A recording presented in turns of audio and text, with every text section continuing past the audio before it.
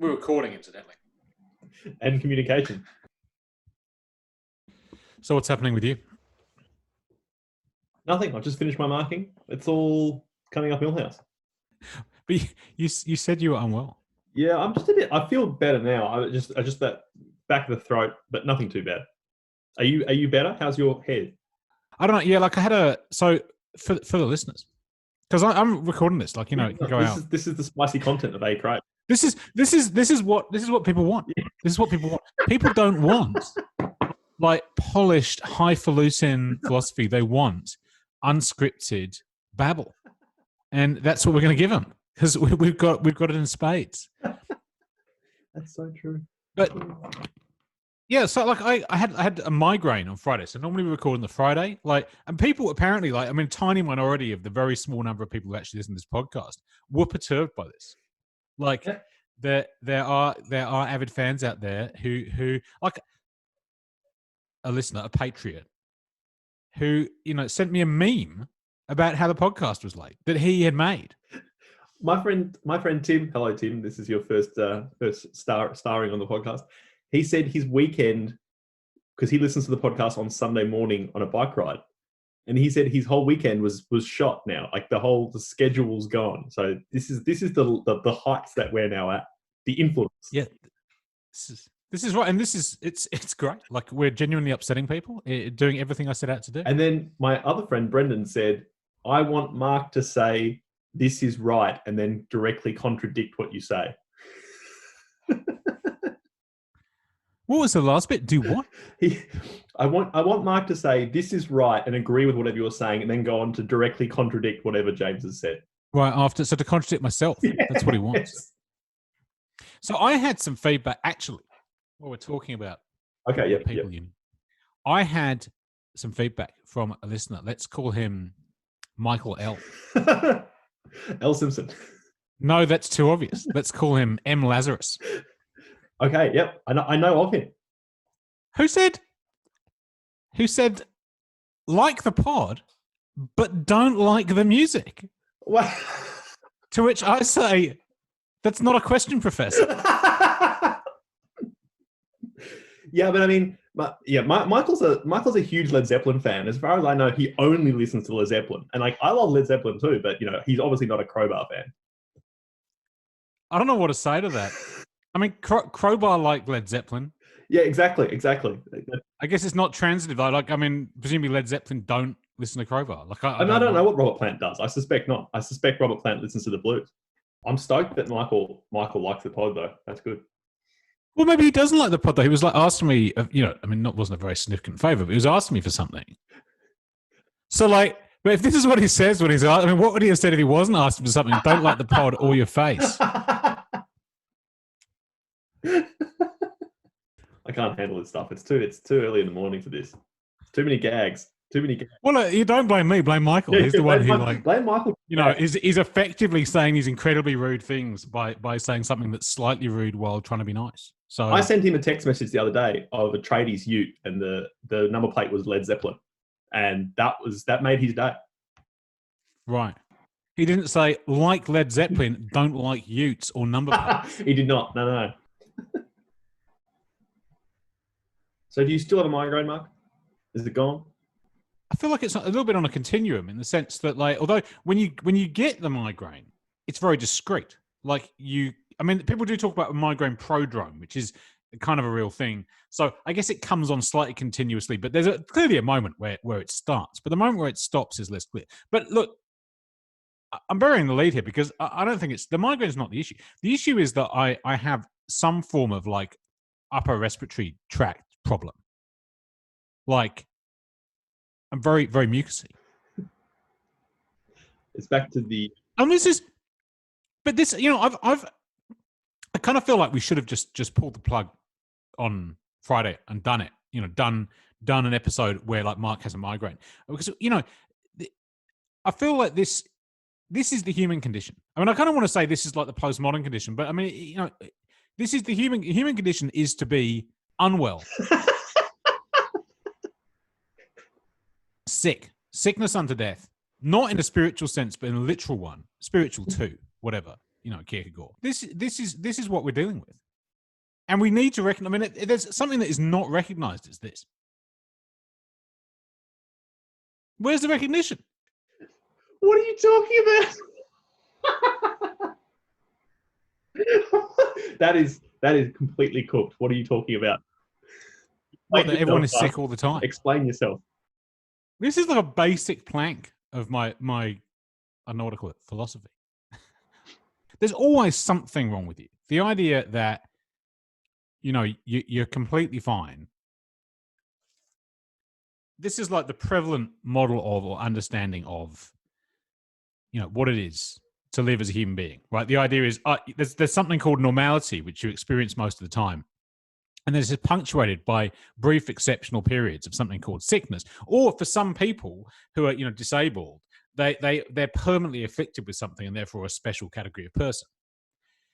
And, not to denigrate either the horrors of particular forms of sickness. So, obviously, if you have cancer, that's very unfortunate. And most people, most of the time, not. Well, actually, it's not true. Most people, most of the time, do have cancer. Literally speaking. They just don't have, like, malignant, life-threatening cancers. Everybody has any number of things wrong with them all the time. To live is to be sick. The creature is frail. Bryan has joined us. Bryan, do you have thoughts about this? I'm sure you do. Well, I'm just thinking about what prompted this comment, because I was about to apologize for my lateness and so forth, and to say I have been inexplicably but ill the last 4 or 5 days, and I still kind of feel like shit. But as you say, it's not. Yeah, I got tested for the virus last week. I don't know what it is. It's a kind of malaise that I've had before. Who the fuck knows what combination of physical, psychosomatic, whatever kind of things it is. We are all, the creature is frail. We are all sick all of the time. I also am suffering from the disease of resentment, Mark, because you, as a person in lockdown in the hotspot suburbs of Melbourne, you look to me, you appear to have quite a fetching and I suspect new haircut, and I'm quite angry about that. So I mean, the truth about this, which may be too shocking even for me to include in the podcast, is that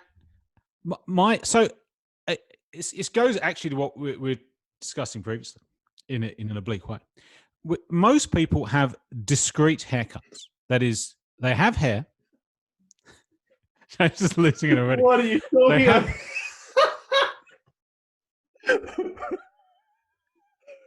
So I'm extremely interested, as I assume everyone else is, in where this is going, right? So axiom: people have hair, right? Okay. that is a given, except for people with alopecia.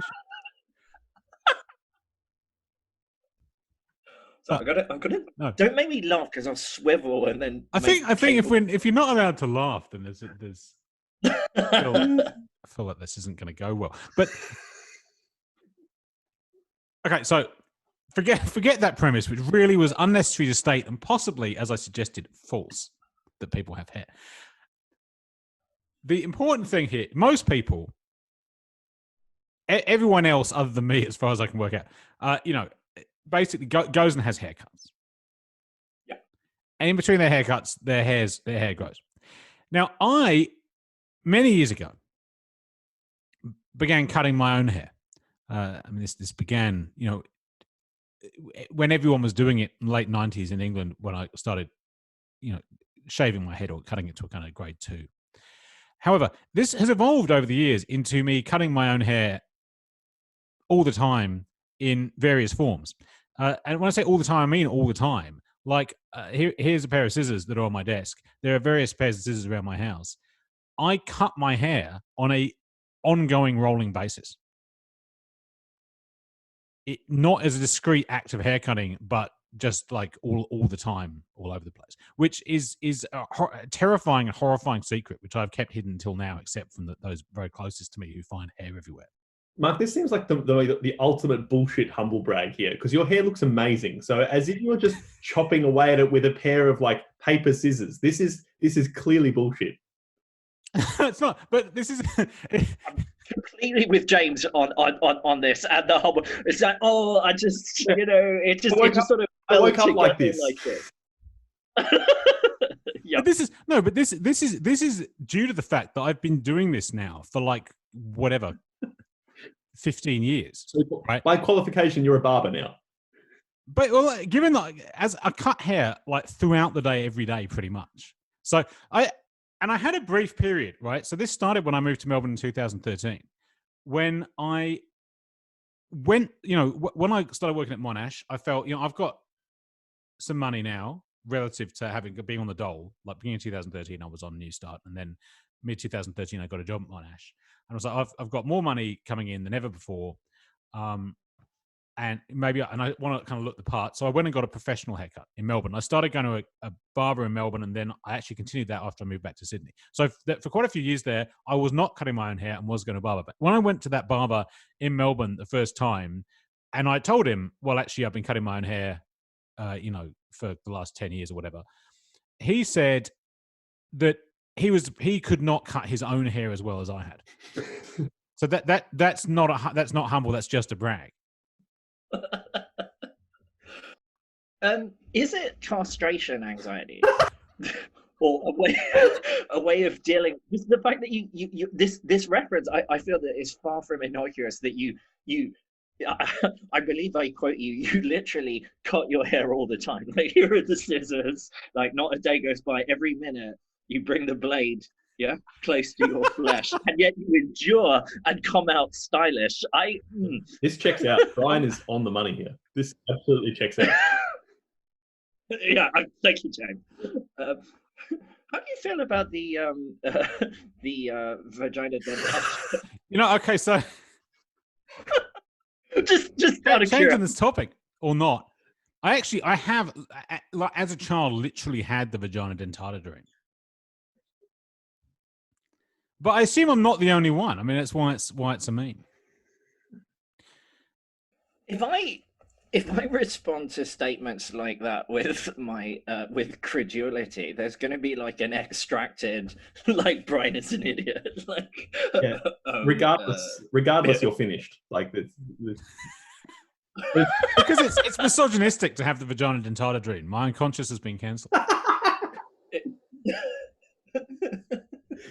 This is just. Well, I mean, isn't that one of the characteristics of the unconscious, that it is likely to do what it does, all the more so in the face of the threat of cancellation? 100%, which is why, so yeah, that's, I mean, what better point could there be? Like, that's right. And it's radically uncontrollable, doesn't care about reality. Everyone, but this is the bottom line is everyone's id now is telling them all the time to say the N-word. Like,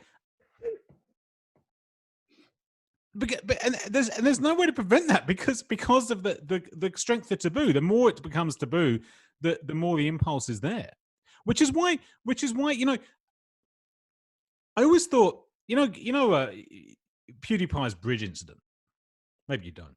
No, I think PewDiePie incredibly has not formally been cancelled yet, despite many, many very serious attempts to cancel him. The closest PewDiePie got to real cancellation. Well, there's two instances, really. There's the one where he paid Indian people to say... He went on Fiverr and paid these Indian people to hold up a sign saying something anti-Semitic. Death to the Jews. Wow. Death to the Jews, I think. Anyway. So he was going for a double kind of exploitative racism, anti-Semitism. The point of it as a kind of prank was to see how far you could go with Fiverr's system and the lack of controls on Fiverr, basically. So it was one of a number of series of offensive messages he tried to get through Fiverr's ordering system, and it was the one that succeeded, and then he put it in his show, and then he got right. But probably the worst one was an incident where he was playing PUBG and got shot by someone who was camping or whatever, and said on a stream, although this stream wasn't a live stream, I don't even know how this footage came to light, but he said, "What an N-word," in reference to the person who shot him. Wow. And this, so how did he get away with that? I don't know, but it basically didn't get totally cancelled. I mean, one of the excuses was he's Swedish. Consequently, is not aware of.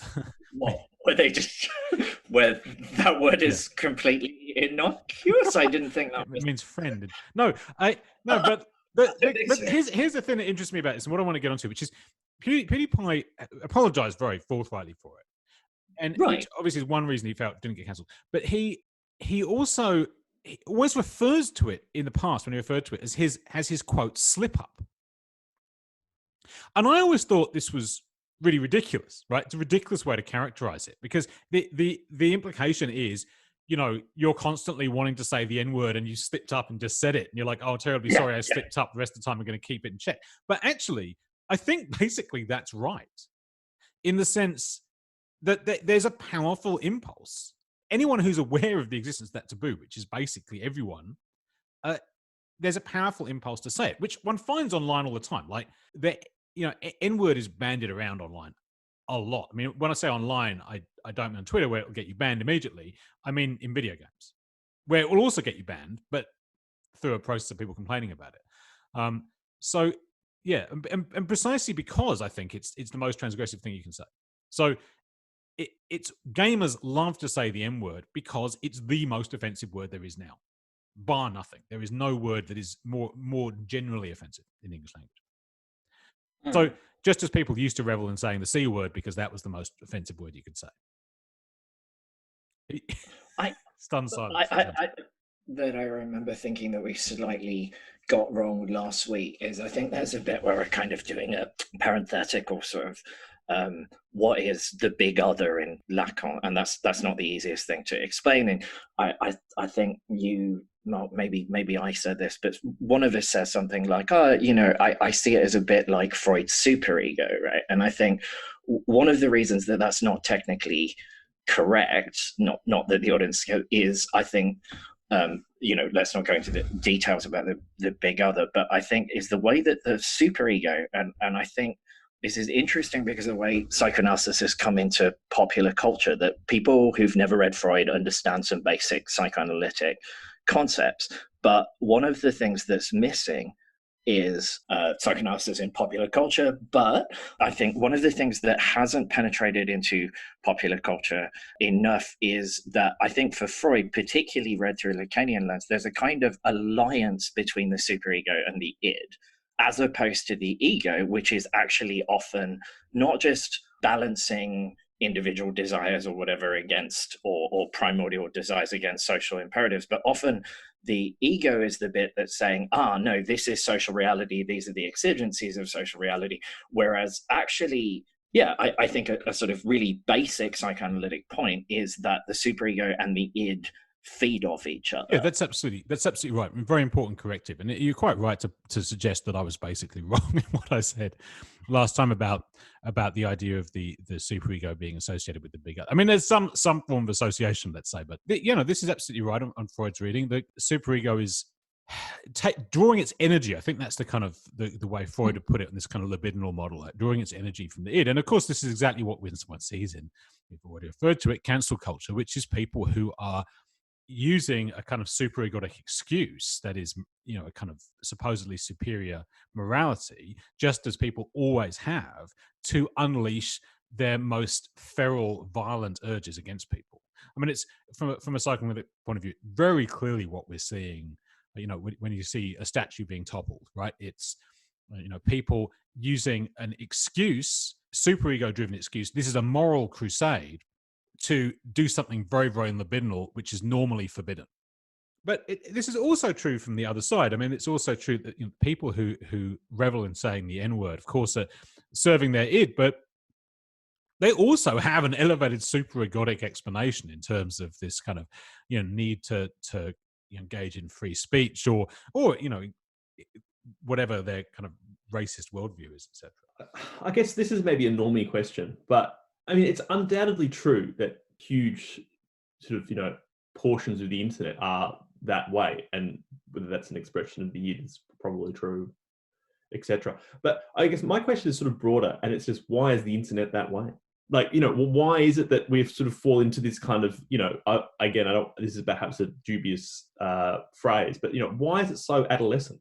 Why is it that like sort of like portions of like, sort of what would have 10 years ago been associated with, say, the deepest recesses of like nerdy gamer culture has kind of infiltrated to become kind of the norm of a lot of internet discourse. Mark, I think you probably disagree with this take, or at least you have something to say about it, but I'm not really sure. I guess mine's more of a historical question, is that how did we get here? And why is that the case? Because it doesn't seem to me just the case that what happens on the internet is an expression of kind of, the unconscious. Although, of course, there must be a dimension of that. There has to be. But it also seems that there's been like historically a series of norms that have now kind of become sedimented within the ways in which, discourse works on the internet. What concretely are you referring to? Like, I'm not sure I even recognize what you're talking about. I'm thinking more into. Well, I'm talking about what you were talking about in terms of the ways in which, say, on the ways in which people want to use, say, for example, offensive words in the gaming world, but also that then goes into, say, forums or Reddit. Not so much Reddit, but 4chan. That kind of underbelly of the internet. Look, I mean, I've got to admit, I at this point, I guess I have some cognitive dissonance going on, because historically my take on this stuff has always been deflationary, right? I don't think the technology is really that adding that much difference. I mean, this goes against what I was saying last time, which I also now think simultaneously somehow that all this technology is a catastrophe. But I kind of somehow believe both of them are true, namely that all the technology, I mean, the technology hasn't changed things in the ways people think it has. And I think it's changed a bunch of stuff that people, I mean, are kind of aware of, but don't realize how deep it goes. I mean, that is, I think the internet has not had a serious effect in changing ephemeral and unimportant aspects of culture, which people now think are important, which they're very focused on, but it's changed the very deep structure of our existence in a way that has caused us to focus on ephemera. So when we talk about the use of offensive language, for example, right? Thinking back to my high school experience in the 1990s, basically pre-internet, it existed, but no one I was at high school with was on it. It was a cesspit of the most virulent racism, which, in all honesty, I was utterly disgusted by, and indeed, like, was bullied for opposing, right? And they weren't, playing Call of Duty. They were throwing like empty drink cans at each other. It was a popular game in my high school. You try and hit someone in the head with you crush the can down, so it was like quite a mean, sharp projectile, and throw it at each other, right? Because they didn't have Call of Duty.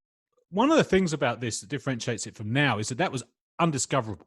Like, you couldn't be like a reporter from BuzzFeed and stumble upon like the common room at my high school and discover that everyone was using racially charged language. So it was totally hidden. Whereas now you can stumble upon the forum. I mean, it is forums. Admittedly, people aren't in CSGO discovering how people talk. Like, BuzzFeed journalists haven't gone and done exposés on that, because if they did, they'd be pretty shocked, I imagine. That's kind of what I'm saying, is that, in some ways, you're right, that the schoolyard has always been like that. But then as the internet in the late 90s, early 2000s sort of became more ubiquitous, some of the first users were teenagers. I mean, I don't mean users of the internet per se, but users of the internet in its kind of social form. And wouldn't it be fair to say that an element of that kind of adolescent politics kind of enters the sort of the foundation of the way in which those norms work? I mean, I really don't know here. I'm just thinking out loud. Okay, this may be a trivial thing to say about the internet, but in terms of the whole question of, does it radically change everything, kind of reorient subjectivity, which is kind of the line we were running last week. Similar to Mark, I'm also tempted to say this kind of contradictory, it changes everything and yet doesn't. But one thing that occurred to me is that it seems that one of the more obvious things about the internet, and especially about social media, I think, is the ambiguity or even the indistinction of public and private. space, right? So when I think of Mark's schoolyard and so forth, as he said, there's no BuzzFeed reporter, right? Like, so there are these kids, they're talking to each other, they're being shitheads in various ways, and among other things that they were racist. But from the beginnings of witnessing social media, something that I've never ceased to be struck about it is the way that some people seem to me to use it as a kind of personal space, right? Like as a space where they can seemingly in their minds express their authentic subjectivities, right?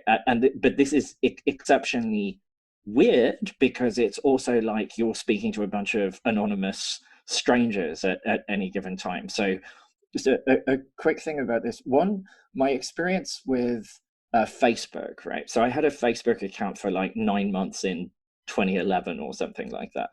And I really, really hated it. Like last week, we were talking about the addictive powers of social media and so forth. I never felt this with Facebook, which perhaps is a completely different entity now, 10 years later or something like that. But the reason I hated it, and I think, I mean, I only bothered to tell this anecdote because I think my response can't have been wildly idiosyncratic, is first of all, it was composed of people with whom I was vaguely acquainted, right?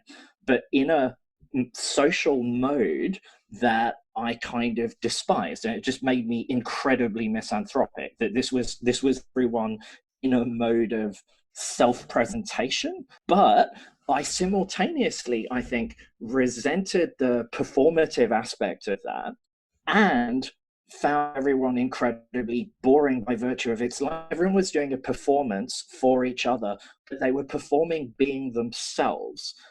By contrast, one of the even though it has similar phenomena, kind of saving graces, by contrast with something like Twitter, when I joined it, is I thought there are people actually doing things like trying to be funny, right? Or trying to share something that's interesting. And often, I think, taking a certain distance to the idea that they're expressing themselves as the persona that is Bryan, Mark, etc. And that this is something that has made me have this ambivalent relationship to Twitter, whereas Facebook, there was a kind of worst of all worlds combination of people in almost job interview like putting their best selves forwards and the extraordinary kind of banality of everyday subjectivity, right? But there's a different cut. I think that ambiguity exists also on Twitter, but slightly differently, which is maybe something to talk about. I'm not sure this was relevant to James's question, actually. That I think that it's. No, I wouldn't worry about that. No offense, James.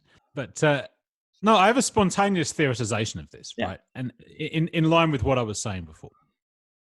What strikes me about this? So my first thought, you say this about Facebook, is yes, but isn't that what everyone's like these days anyway? Or, wasn't it ever thus? Yeah. But my second thought is, that's true. But what you're identifying is the fact that Facebook and Twitter in different ways reduce the social to a kind of very narrow band. It's a different band.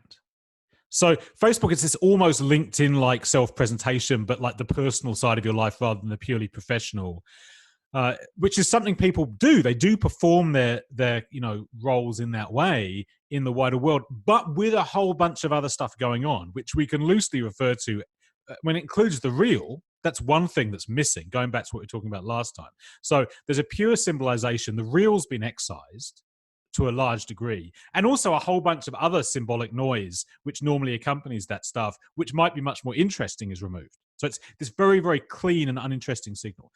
Twitter, I think, basically does the same thing, but with different. I mean, restriction is explicitly what Twitter was all about, restricting communication to a certain number of characters. It's all about a kind of minimization. And that is what's attractive about this, right? The idea that you're getting like bite-sized chunks of information. But it's also what makes them literally, and I want to say this in the strongest possible terms, hellish. It's literally like being in hell to experience sociality so deprived, to have this tiny positive band. But I feel like what people misunderstand about this, and I think my previous attempts to think about it were caught in this, is that they try to understand the problem as a positive problem. It's like there's stuff going on these mediums which doesn't normally go on. I think that's a real mistake. It's the weird lacks that really mark them out.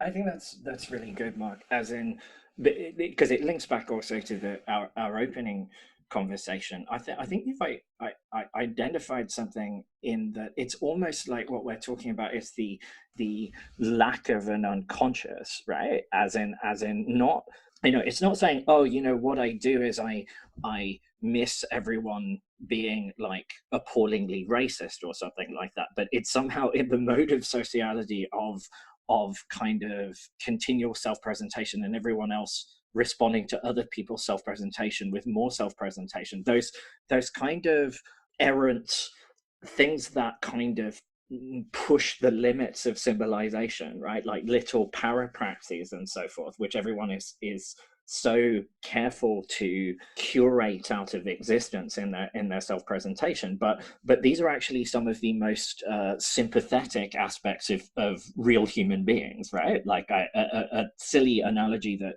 occurs to me, although perhaps says too much about myself, is that I always enjoyed in social situations, I'm fairly antisocial and misanthropic, but kind of a moment at like 4 a.m.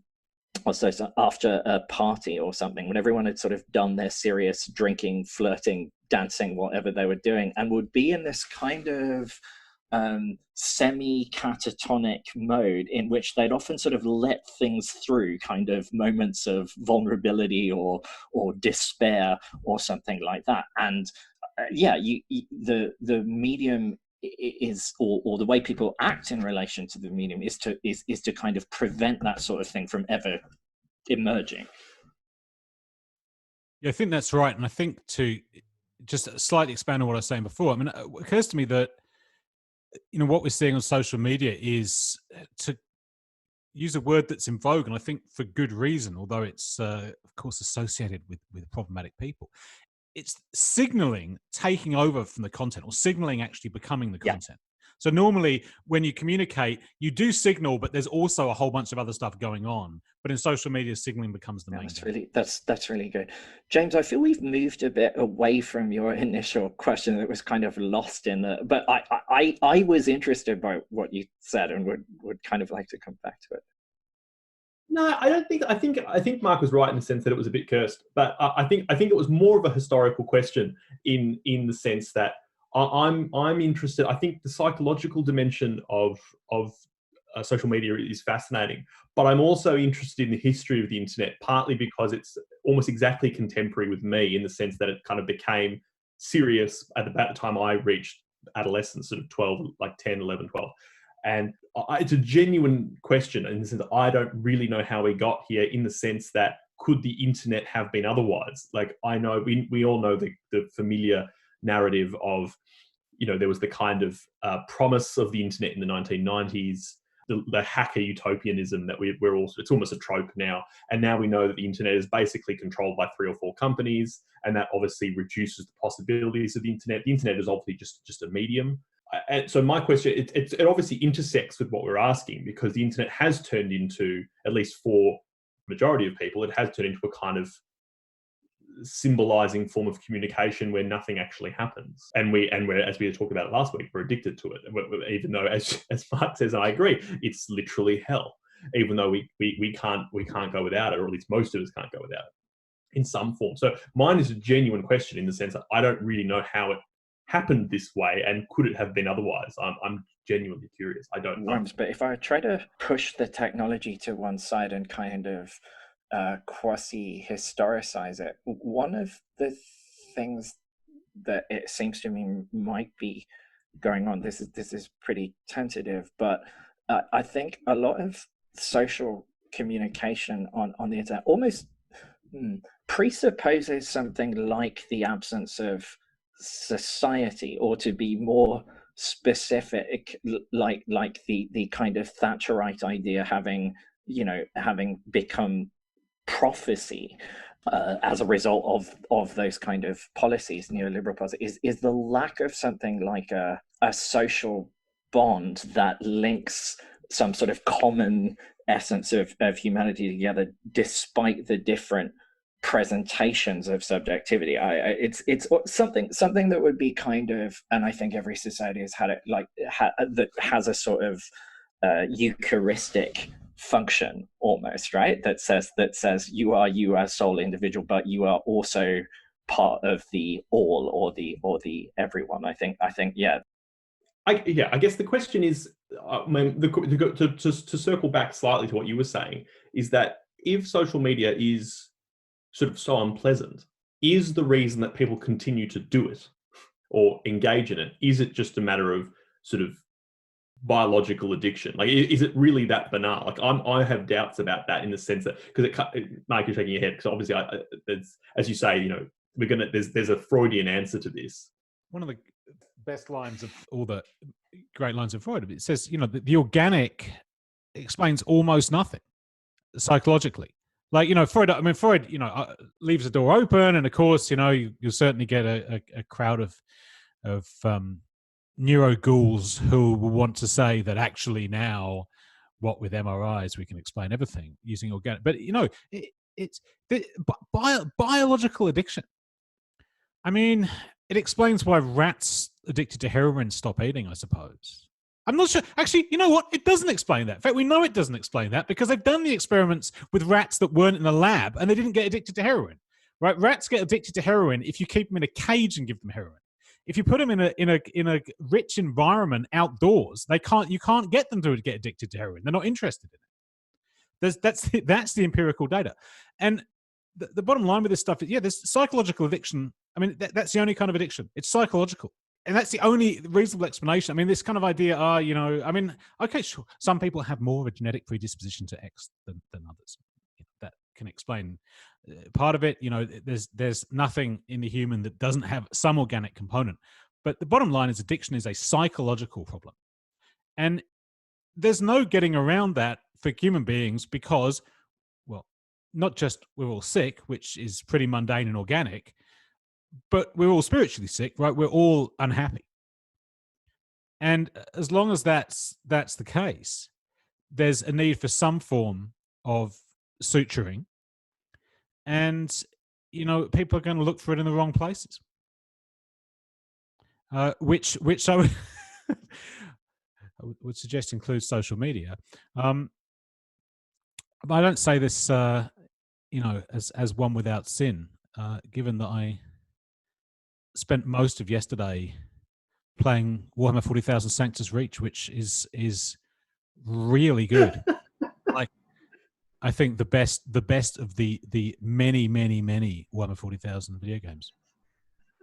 I'm not sure how well our audience knows Warhammer 40,000, but I was talking 40K. But the one thing that brought you, James and Mark, together is kind of love of metal, right? And if there are metal fans that don't know about Warhammer 40,000, I think that they will have, as in, if you imagine, at least with my limited knowledge of what the aesthetic of metal is, and then what Warhammer 40,000 they are, yeah, the latter is a kind of apotheosis of the former, in my nerdy opinion. This is correct, and I mean, possibly as someone who's, you know, not I don't know how well versed you are either in Warhammer or in metal, Bryan, but yeah, if you're a metal fan, you haven't heard of Warhammer 40,000. That implies you a metal fan. You haven't heard of Bolt Thrower. In which case, are you really a metal fan? You're, by definition, you're a poser. Like this, there is no in between. Yeah, I don't know what Bolt Thrower. but I'm not claiming to be a metal fan.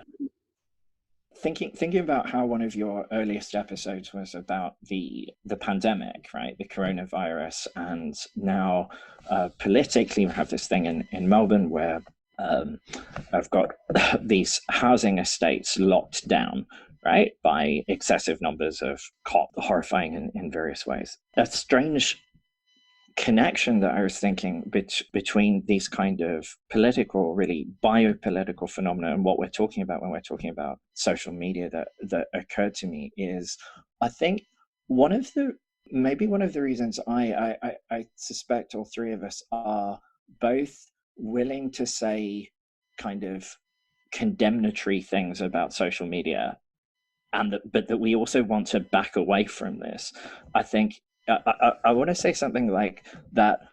It's almost like the only politics that we have. I'm not, apologies to various activists and so forth, but I mean the kind of dominant parliamentary product is a kind of biopolitics that treats everything in vaguely epidemiological terms, right? It's like there's an actual virus, there's an actual pandemic, but various forms of social suffering or whatever, even poverty, whatever, everything gets treated in this kind of what this needs to be dealt with is it needs to be dealt with at the level of the management of populations, right, in the name of security for the protection of life. And that we see a number of kind of horrifying phenomena, managerial, neoliberal, and kind of proto-fascist, emanating from this securitization of all things. It's like, what is to be done with the spiritual sickness? Mark talks about the internet. Well, some other kind of managerial intervention. But I think for us, maybe if we're talking about causes, coming back to James's questions of all of this, there is something about this politics or social bonds only existing at the level of the management of populations that is the cause of a lot of this, but also the only place where people can look for solutions. Here I have to go back to what I was saying when you came in, Bryan. I'm not sure how much of it you heard, but this absolute insistence that I have, theoretically, that sickness is ubiquitous, right? It's so important because this arc of pathologization you're talking about, everything is understood on this model of pathology, which itself is pretty recent, right? It's a late 18th century model of what sickness is. I mean, before that, it was understood in very different ways. This idea of infectious sickness, which is curable. Yes. And that there's a certain rarity of sickness. So if people are sick, if there's a social sickness, it's something discrete, unusual, which can be isolated and cured. This is, of course, the response to COVID-19. When we're actually dealing with genuine epidemiology and sickness, I think this model probably is the best we have. I don't have a problem with it, right? The problem, as you suggest, is when everything is treated as a pandemic or as a sickness. Yes. Right? And so when I talk about spiritual sickness, right? I mean, we're alluding specifically to Kierkegaard's unto death, right?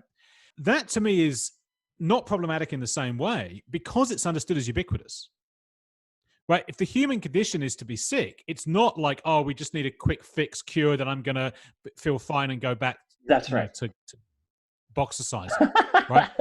And yeah, this to me is the kind of solution to this problem, which is, I mean, it's the opposite way. Right? One way is not to pathologize anything. Let's not characterize anything as sickness. But I think, characterizing everything as sickness effectively would be the same gesture. Right? Now, the cultural logic to tie your identity to a specific form of malady, let's say. I mean, it's not always really explicitly on the model of sickness, but a generic problem which affects me specifically, I as an individual can be characterized as having the following issues. And there are cures to these, and if they're not being cured, it is the fault of systemic problems which must be overcome through the cleansing fire of revolution. Much though that might be attractive, I feel like it's a fool's errand. Can I ask what you would think of the following, right? So, but clearly, you're not concerned with being cancelled, right? When you say something that from your anti-revolutionary stance and so forth. But I'm going to read what you're saying as not necessarily starting from an objection to certain forms of that your position is not that of a kind of blanket objection to left-wing politics, even maybe to the idea of revolution, although perhaps you want to say something about that. But part of what you're saying reminds me of a line I think that you can essentially extract from someone like Althusser, which has to do with the need to distinguish alienation from exploitation, right? So Althusser is like, as a Marxist, right, exploitation, which follows from capitalist system, is something that you can do something about, right? But that if you confuse that, as we have a tendency to do, with things that belong to the human condition. You actually kind of vitiate the political projects that you want to undertake. That I hear in what you're saying an objection to kind of acting as if everything, something like, well, you mentioned Kierkegaard, the sickness unto death is despair. Famously, the first stage of it is not realizing that one is in despair, that all such things can be given kind of technical solutions, right? That you can manage them out of existence. Is it that your complaint, Mark? That we as a society have failed to differentiate between the things that say do lend themselves to, let's say, political solutions and those that don't, and that the political model that we might implicitly have is a kind of technical one. Is that the critique, or did I? No, I'm thinking very intently about what you're saying, and I'm not entirely sure what I do think about it. I mean, when we talk about the political, we mean a technical model. Like, I mean, you can go back to Athens and find a non-technical politics maybe, but the kind of politeia is not what we mean by ancient Greeks. Is not what we mean by politics. I don't think there are political solutions to spiritual problems or psychological problems. Yeah. I think I'd go that far. But, it's not to say that there aren't, actually. It's just, I'm kind of agnostic about that. But my problem is that the contemporary enthusiast tends to believe that all problems have a political solution. I mean, certainly what I used to believe in a kind of earlier kind of leftist incarnation, that all my problems were essentially political, and that was the appropriate field on which to solve them. Like, if I had personal problems that I hadn't worked out, they were to do with, it's impossible for me to solve these under capitalism because I'm too alienated and don't have the time. And if we could just get rid of capitalism, I could frolic freely in the meadows, and then I would have no problems. Which, I mean, it's very hard to contradict that. Like, I still find a kind of William Morris utopia very attractive as a kind of idea, but like, I'm not going to say that if we abolish capitalism, it wouldn't be like the kind of Simpsons world without lawyers. I just think there's a genuine danger that, absent the vicissitudes of capitalism, we'd all fall, for example, to addiction. Like, I mean, the kind of Brave New World thing, like, if you cut people's work hours, they just take more drugs. Like, I mean, I even feel like there's, the kind of, there are corners of the left that more or less embrace this. Like, that are very kind of pro-drug and would be like, yeah, that's great. Like, if it weren't for capitalism, I'd just be doing edibles the entire time. Which, and I mean, if that's what you want, but actually no one is putting it in those terms, right? Like, and I think there's a reason for that. I think there's a reason no one is saying, let's get rid of capitalism so that we can take as many high-grade drugs as we want and have no repercussions. I feel like your straight edge punk past is coming out here, Mark. The sort of asceticism, the suspicion of the other realms. Because I think I fall on the other side of this divide, right? This is I think one of our first discussions we ever had, is that whether abstaining or dropping out is the political move par excellence. I think that's where we separate it. Right, because I thought ascesis is like aligned with radical politics. Yeah, I mean, I guess that's right. I mean, I guess what you'd have to say about me is my commitment to ascesis is higher than my commitment to radical politics, because I'm beginning to suspect what was always obvious, which is all these commies are actually druggies.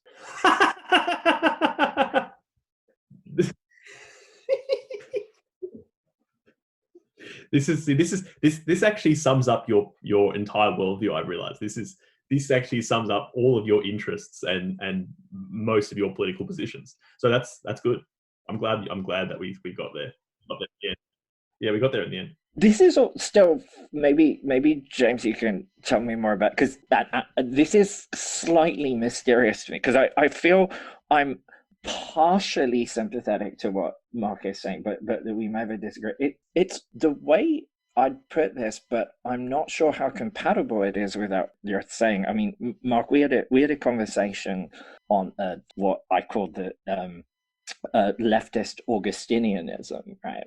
And I feel there's some of this in what you're saying, but to me, the very idea that capitalism is responsible for so many of our social woes, which is something that I still believe, right? But to me, what comes with that is the idea that if that is true, no one is innocent, and therefore one of the strangest phenomenon on the left is a kind of individualized moralism, right? Like often interestingly linked to the epidemiological stuff that we were talking about before, like I'm a good person because I'm stopping the spread of other people's kind of non left wing contagion or something like that. Whereas I think it follows from the idea that the problems have a systemic origin, that no individual can be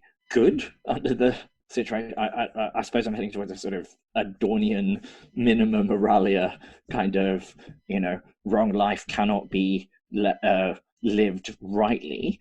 But one of the strange things about certain aspects of the left, of maybe the liberal left, is that it simultaneously talks about systemic problems and seems enamored with a kind of individual moralizing, particularly on social media. And this has always been dissonant for me. But I'm not sure how much what I'm saying kind of is continuous with what you're saying or not. One thing I want to say actually, which is important probably to affirm, not so much because I'm worried about being cancelled, because I think, you touched on this earlier that you said I'm not worried about being cancelled. I'm intensely worried about being cancelled, right? And but I take it that something that things have not yet got to the point, obviously, otherwise we wouldn't be living in capitalism anymore, where you can't say that you're it's not yet obligatory to say you're anti-capitalist or revolutionary. Clearly, and I can't see how that could possibly be the case, and I wish it were. So this is I have not resolved my anti-capitalism. I think capitalism is inherently evil. Put it in those strongest terms I can. So I want to get rid of capitalism. What I've been wary about for a long time, and I'm currently warier of than ever, is the logic of totalization that says every problem is due to capitalism. So sure, we can say it makes every problem worse, maybe exacerbates every problem, but it's not the root cause of basically anything other than capitalism itself. And alienation, if you want to talk about that, has been the kind of affective corollary of capitalism. But it's not the cause of mental illness. It's not the cause of drug addiction. It's not the cause of misogyny or racism or homophobia. And that's not to say that we can cure these things within capitalism necessarily, but it's not the root cause either. The idea that there's a single kind of magic bullet revolution which puts an end to all the world's problems, I think is a kind of very potent lure. I'm interested to know what Bryan thinks about what you said, Mark, because this is something that I've always grappled with, and this comes back to my own personal history. I had a very cringy period of listening to a lot of punk and reading a lot of anarchist literature, and then I had various phases. But I've always been suspicious of what you describe, and I've always thought that there is a sort of in at least in some revolutionary politics or philosophies, there's a sort of lurking romanticism about what the human being is and what the human being could be. Maybe romanticism is not the right word there.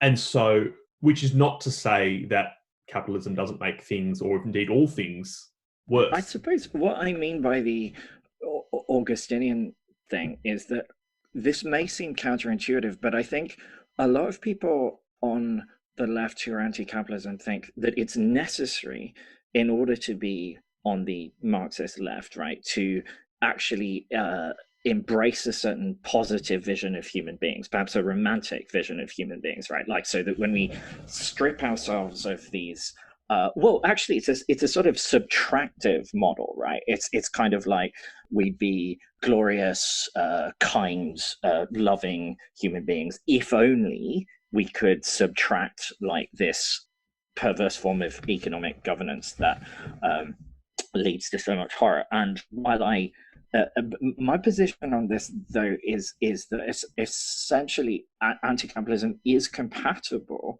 with the idea. Marxism is compatible, and I even think most effective against, I suppose, this received idea when it starts from the presupposition that human beings are actually shit, right? That far from being mutually exclusive, right? I actually think it gives ammunition or to a radical cause, right? To accept and analyze certain aspects of human depravity, right? And it's always struck me as surprising that this is considered counterintuitive to the point of anathema in some circles. But to me, they've always gone together. This is why I suppose I mentioned Althusser, right? There is a part of what Althusser calls humanism as an enemy of the left, is the idea that the kind of celebration of the human being and their virtues is to some extent prerequisite of making a better world or fighting capitalism. And I do not think this is the case, like to the point where I think the opposite. Why I find someone like Adorno so compelling, because he sort of gives you this a Marxist idea, which also takes someone like, say, Freud seriously. And the idea would be, history is a disaster and probably always will be, but you must always act as if it could be otherwise. And that's the differentiation, or at least how I would take it. Even if the future looks unbelievably bleak, one must act as if it could be otherwise. Yes, absolutely. I think, for example, that one of the things that's required to contest capitalism or to take capitalism seriously is to think that it is not just an excrescence, although it does have that, it certainly has excrescent features, but that if we think of capitalism as totality, then we are its products, right? We are subjectivized through it and so forth. And I just think the idea that one can kind of easily dissociate it, right? Like I've read a few lines of Marx, or I'm retweeting some kind of lefty things, that I'm now outside of capitalism by virtue of taking a kind of personal stance against it. Like, I dislike it and find it bad, therefore I'm now the antithesis of capitalism, is to not understand anything about the way capitalism works. I mean, something I've always liked on this is Walter Benjamin's little fragment. I think you know this one, James, Capitalism as Religion, where one of the things he says is that capitalism is a cultic religion without dogma, right? And so that means one is obedient to it through orthopraxis, not through orthodoxy. That capitalism doesn't require people to say, or at least it doesn't require everyone to say, gee, I really love capitalism, it's so great. In fact, on the contrary, like as far as capital is concerned, it's indifferent whether I order from Amazon, copies of Capital or the Quran, right? Or Libertarian's first storybook or something like that. Like, as in it's a ritual obedience to it. And I think it is kind of pre-Marxist and naive, pre-Hegelian really, to kind of think that it's basically liberal to believe that simply as a kind of expressible identity or something, subject position, I can render myself outside and antithetical to capitalism. Yeah, that sounds right to me. That's really interesting. I'm glad you brought up Benjamin, because I think that's such a, I haven't read it for years actually, but it's such a powerful little essay. So I wouldn't even, how many pages? It's not even 3 really. pages. Yeah, that's sort of an excerpt. I think that's exactly right. Mark? The thing that's occurring to me is to ask, who are you talking about, Bryan? Who believes that they can exempt themselves from capitalism? I mean, the interesting thing is I'm not sure that anyone believes this. Liberalism dominates our imagination, right? To the extent that I think even when one says things about the totalizing systemic nature of capitalism, there's still a tendency to express this in kind of moral individualistic terms, right? Like I suppose maybe I'd put it this way: a tendency to treat anti-capitalism as almost a lifestyle ascesis or something like that.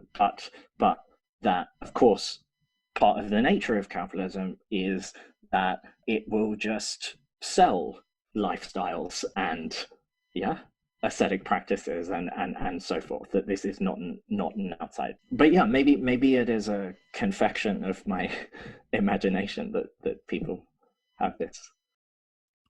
I mean, it seems like there's a very obvious kind of imminent contradiction here between believing that the revolution is a kind of solution and believing that you can, have a revolution in your head, something like this. And it's clearly not a kind of, appropriately communist or Marxist position. It makes me wonder who believes this. And then, the obvious candidates are people who aren't revolutionaries at all, but liberals, right? And so I kind of think it's suggesting, namely, that liberals believe that, purity is a state of mind and it has nothing to do with capitalism, because capitalism's fine, and that's right.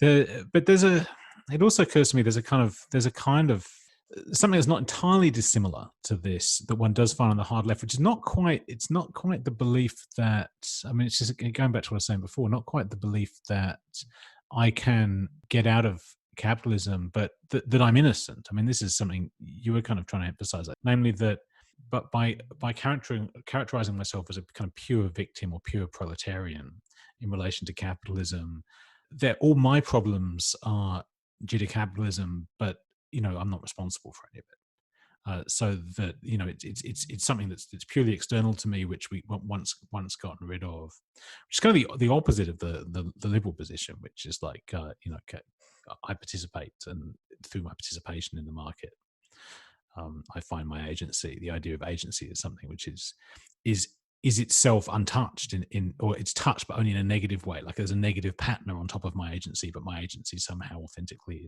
is outside of capitalism, which is wrong, right? I mean, the serious logic of understanding capitalism would, for example, if we wanted to say that capitalism is interpenetrated with racism and so on, the obvious place to go with that would be to say, well, under capitalism we're all infected with racism, and that the only way out of racism is to get rid of capitalism, which people typically say, that the second bit, but the first bit, I feel like, which certainly some people have said, seems to be lost, and that if you're a racist, you're one of a small number of people who are actively willing capitalist racism into existence through their bad thoughts, which is not a Marxist analysis at all, but very prevalent on the current left. If I'm talking about anything, it's the kind of difficult to get rid of vestige of a liberalism in what is supposed to be a non-liberal or anti-liberal kind of Marxism and so forth.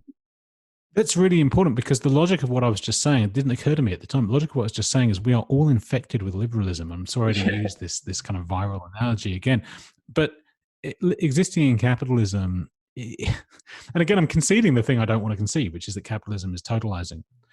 But regardless of that, I mean, we all are, and I think Richard Rorty is right about this to this extent, that our horizons are genuinely trapped in our kind of social epoch in liberalism. Right.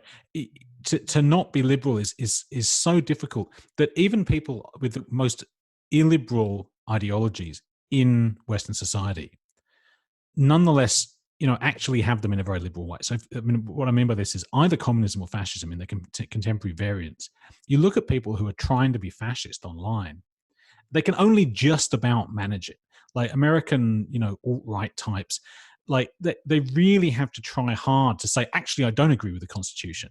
Because, and most of them don't go that. For most of them are like, oh yeah, the Constitution's good because it's racist or something, something like that, which is, sure, it's true. Yeah. But, this goes to a point that I really like to emphasize, which is that, it's liberalism is the racist ideology. Yes. This is what people, everyone seems to have, kind of become terminally confused about. Yes. Racism is associated by everyone now with fascism. And what that leads to is, a total ignorance of the the reality that's staring you in the face, that the whole history of like slavery in America, it wasn't because the South was fascist, it's because they were really liberal. Yes, Right? absolutely. It's markets that led to that, which probably is the worst form of slavery that ever existed. It's probably much worse than other forms of slavery. Not that they were fantastic, but it's the unbridled market which led to this. And liberalism is busy exculpating itself by pointing at fascism. Conversely, the people who are supposedly communist and anti-liberals are jumping on board with this because, again, they're congenitally liberal. I like communists in our society, although they like to LARP as being Leninists. They've got the hats, James. Don't shrug. They're literally LARPing in some cases. It's not the Russian Revolution. It's liberalism on steroids. Mark, I couldn't agree with you more about this. Actually, I think the liberalism that is present in kind of new forms of kind of fascism or quasi-fascism is really evident in the sense that I think when you see people kind of lurching towards fascism or thinking of a kind of I don't know, sort of right-wing populism, I think its origins are often clearly in a kind of resentful desire for an identity politics, right? That you often get. It's kind of like white people who are kind of like, no, we need our own identity politics, right? And that leads us to ethno-nationalism and the flirtation with fascism, right? Their true desire is to say, we too are the victims of history and society, or something like that. Like there's an envy, I think, in a lot of racist fascism of groups that have been the victims of things like racism. That there's a desire for a kind of liberal identity politics, even and especially, I think, amongst the kind of young fascist in making.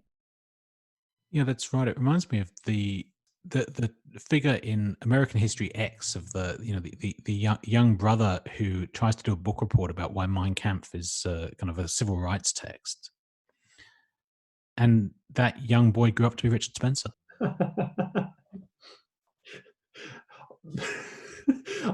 I think that's really interesting, Brian. About I think there's something also to be said there in regards to the history of the internet. What that is, I don't actually know, but I think the ways in which, I'm fairly suspicious of the kind of, typical narratives about the alt-right and all this kinds of stuff and how they lurked on 4chan and blah, blah, blah.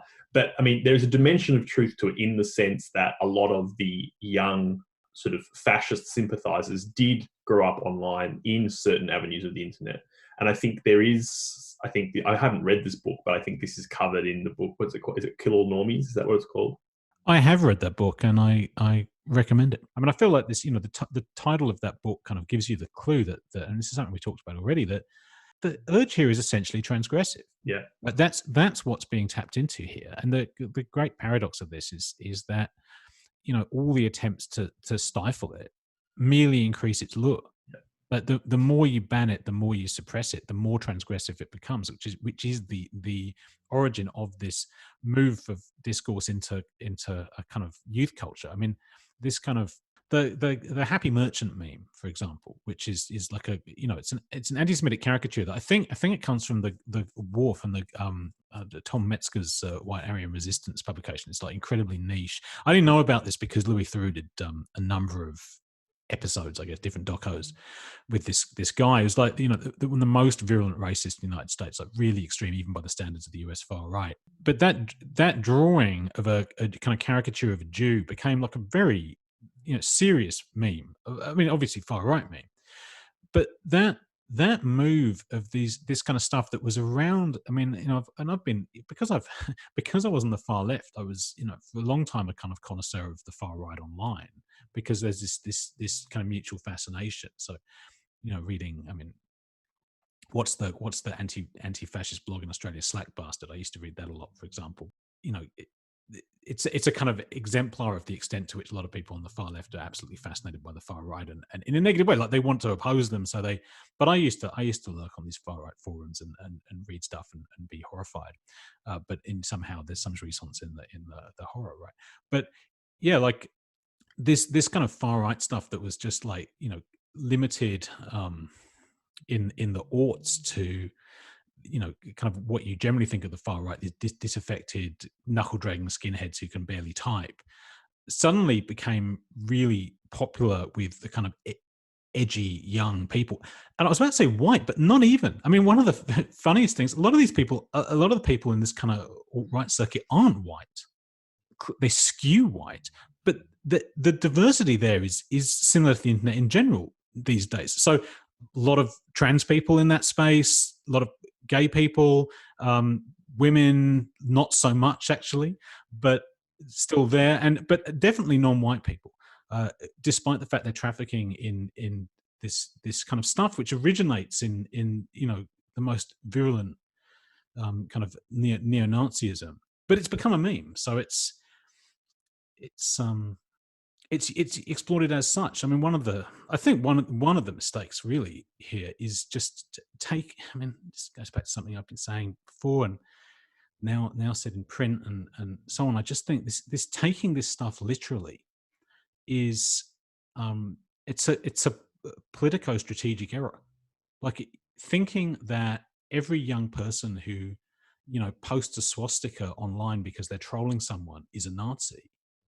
This is something that people believe because they want to believe it, because they want to believe that they want to believe in the enemy, which actually decided to actualize this threat, like the Charlottesville, Virginia, that rally, the Unite the Right rally, actually made it look like there's going to be a fascist takeover of the United States. Like we're going to have Nuremberg rallies and the Nazis are going to take over.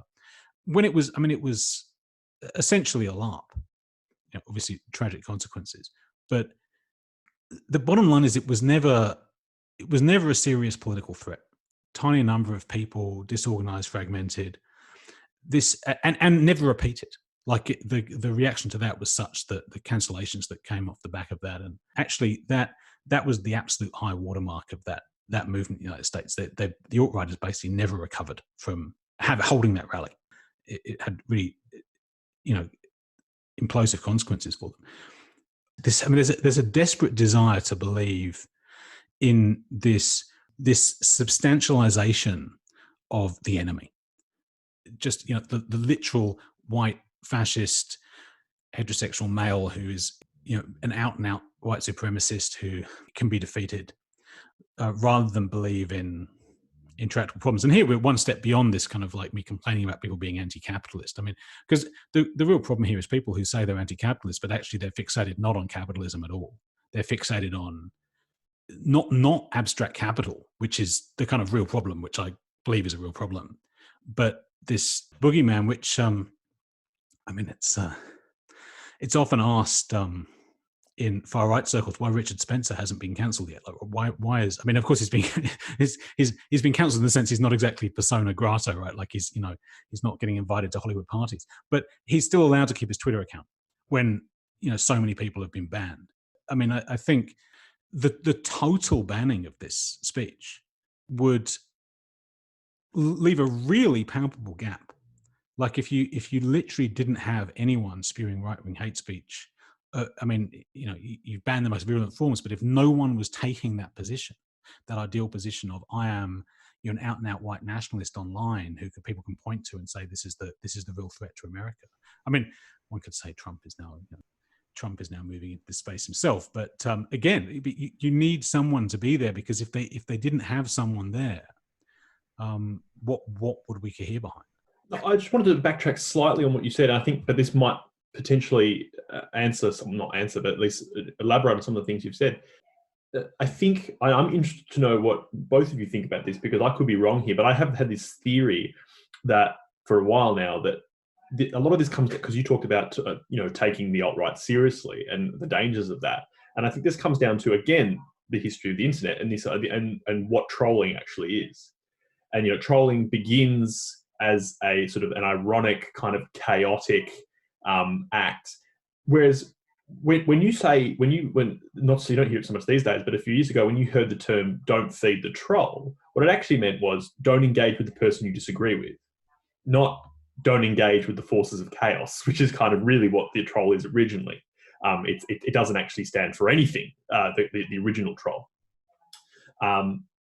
So I think that's it. Is that there's this strain of irony within the early sort of internet subcultures, which then transforms into a kind of sincerity. I think not only by the people who are sort of looking aghast, but also by some of the practitioners themselves. And I don't know if that's true or not. But it seems to me that there's been a shift in how we actually deal with what was ostensibly irony at first, which is not to excuse it, but it seems to me there's something fundamentally different happening now as there was even 10 years ago, but in particular 20 years ago. I think Marx made a couple of important points. One of them is about the depravities of liberalism. Like I think you're completely correct, especially in the American context, to link liberalism to slavery. Liberalism has always needed a kind of supplement, and things that we call fascist are often the supplement it will reach for, particularly in times like to offset and kind of distract from the brutalities that come from kind of business as usual liberal capitalism. And I think a second point in relation to that is I think it is true, but this is also where I have some ambivalence. It is true that I think there is a desire, I'd go so far as to say a fantasy among liberals, and the liberal left, to have substantivized fascist opponents, because these people operate exactly what Mark was criticizing before under the false belief that liberalism is the natural enemy of fascism, and as opposed to what I think is actually true, which is that which lays the groundwork for it, that which will always kind of lurch towards it in the face of certain crises. And so it is true that we read this phenomenon, people do want there to be fascists that you can oppose, especially online fascists, right? Like as in if I'm kind of, as in it means my posting, if there are substantially existing kind of online fascists, my of such fascists can be conceived sort of narcissistically as if I am engaging in the Spanish Civil War, right? Like, and I'm on the Republican side. That's one thing. Second, I think there's the question of the whole issue of trolling. You mentioned Angela Nagel and the way a certain kind of desire for transgression and a kind of aesthetics of transgression leads to the proliferation of troll-like phenomena that then can occasionally get mistaken, given the liberal fantasy, for the rise of the substantial fascist movement. The thing that makes me ambivalent, though, is I also think it's quite possible that there are tendencies in the present that may head towards actual fascism, right? And this is it's the fact that all of these things are so difficult to disentangle, which makes me cautious about talking about this, like identifying exactly what is going on when politics is also involved with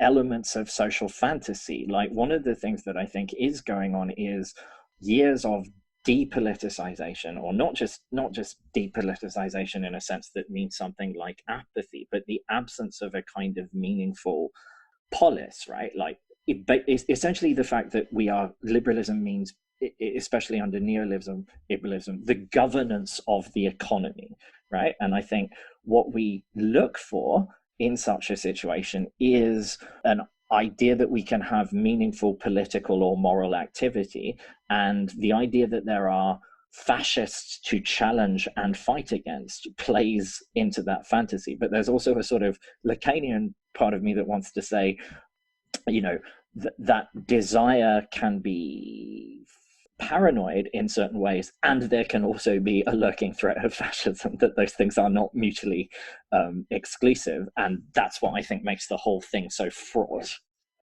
That last point, Brian, I think is absolutely right and on the money and needs to be emphasized. That I think we are faced with this dual structure. There's a real danger of fascism, and I think I need to obviously say that in addition to my comments about how I think we're overly obsessed with the kind of vision of fascism, this kind of cartoonish vision of fascism. Nonetheless, it remains a real danger, including the things we think are cartoonish remain genuinely dangerous. My assessment, though, is that there are much bigger dangers, and not just dangers, but actualities. I mean, this is the problem. This kind of phantasmic danger of fascism is takes one's eye off the ball of what is actually happening. I mean, I think there's a tendency to read the present in the United States, by the left, to read the present as incipient fascism. So to see what is dangerous in the present as what might lead towards something else, rather than what is actually happening being the danger, which in fact has produced the phenomenon of Trump being the one who speaks about what is actually happening, even if through like a crazy hyperbolic logic. He actually speaks to, what is actually happening in America is, the opioid epidemic, the suicide epidemic, mass unemployment, this kind of thing. I mean, these kind of phenomena, which admittedly Trump doesn't address them very successfully, but he talks about them rather than vilifying the white working class, let's say. It's not clear to me that taking the threat of fascism seriously has much to do with what is called anti-fascism. The idea that, as long as we don't let Milo Yiannopoulos speak on a university campus, then we'll be protected against America becoming fascist, seems to me to grossly fail to understand how a fascist takeover would actually happen, right? Removing statues is not going to prevent it, at all. In fact, I think the opposite is possibly the case, namely that the actions that the left are taking currently under the name of anti-fascism are, lead in the direction of the Reichstag fire rather than stopping Hitler. I mean, and this is something that drives me crazy, actually, which is the bizarre historical framing of anti-fascist politics, which explicitly refers back to the original anti-fascist Aktion, the original Antifa in 1930s Germany, and says the German experience of Nazism proves that only physical action of this type, modeled on the German Antifa, can prevent fascism. When empirically, what happened was that strategy was an abject failure and resulted in the rise of Hitler. I mean, it's not to say that there's no form of anti-fascist action you should take part in, but the historical narrative there is as ludicrous as it could possibly be. This justification through a historical example which demonstrates the exact Actually, opposite. what is even the reference point there? As in, when they say 1930s anti-fascist, I mean, it's pretty clear to me how this logic works, which is to say that they borrow the symbols from the German anti-fascist Aktion, this attempt to do street fighting against the Nazis, which failed because the Nazis won. Like, the Nazis won the streets. That was a failed mechanism. Of course, the standard claim then is, well, the problem was, third period Comintern, the fact that Stalin was unwilling to ally with the Social Democrats, which then feeds into this kind of logic what we've been alluding to, but haven't really dealt with head on, which is to say that no. In the face of fascism, communists have to ally with everybody, including liberals of all stripes, because being sectarian when faced with fascism allows the fascists to take over. But what that means is that in practice, as soon as you mention the signifier fascist, you can completely demobilize left-wing opposition to capital, basically. I think this is the way this logic works. As soon as you say, there's a threat of fascism, then you go, well, we can't be sectarian anymore. We have to ally with people who have the exact opposite politics with us, because there's this even worse version of politics, fascism. And that's the way that's worked. And I think the actual historical example people tend to bring up here, which I think is pretty facile, but does point in the direction they talk about, is the Battle of Cable Street, so-called, in London, where communists stood with the Jewish community against March Bales or Mosley's black shirts. I mean, the reason I think that's a really facile example is that the black shirts were never a really serious political force in England. So the idea that there was, going to be a fascist takeover in the UK, but it was defeated by street action, is just not. It's just fanciful. In all the countries where fascism was a serious social force, Italy, Germany, Spain. Italy, okay, the left didn't really oppose it. You could say there was a mistake there and they could have. But in Germany and Spain, you cannot say that there wasn't an attempt to physically oppose fascism. I mean, Spain is probably the best example. Like, you can't physically oppose fascism much more than that. But it's pretty clear that it didn't work. And again, you can kind of blame Stalinism for it. But I think, like, obviously, if there's an actual rise of fascism, I'm not saying we should just meekly accept it. But the idea that just we need to get in early and hard on the physical violence, which seems to be the logic that's now followed, I think is just without any kind of empirical basis. And this goes back to something else, which is it's much more about the id than the ego, right? It's much less rational and much more about just the desire to have someone to fight and unleash our energies on, which on the contemporary left are generally very constrained because everything is, we're under so many rules of things we can't do that otherwise would be a form of libidinal excess. Is one of the things that you fear here that once you identify the threat of fascism, that if that leads you to go, okay, so now is not the time for sectarianism, that ultimately this will benefit standard liberal powers that be? Like, I suppose what I'm thinking of here is people's concerns, for example, that which do not come out of a sense of any